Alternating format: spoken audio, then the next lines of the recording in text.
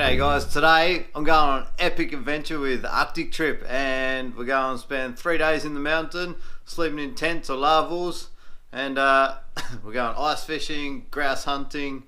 This is going to be fun. It's going to be anywhere between -5 to -15, but this is going to be epic. But look, and it's snowing. But today I wanted to show you a little video I did with a good mate of mine, Kez, back there in Tassie. She was teaching me how to cook poached eggs. And check this out, we did it Kez style, and it's a little bit like Gordon Ramsay.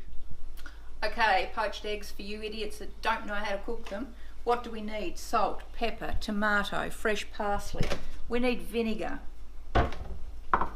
We need an egg. We need boiling water. Into that boiling water we'll put the salt. Let's throw in some white vinegar. Not too f***ing much.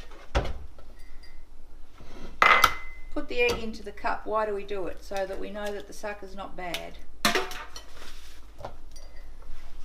Let's stir this around and get a circular thing happening. Throw that egg in. Wait for the bloody thing to cook. Once it's cooked, take it out, put it on the plate.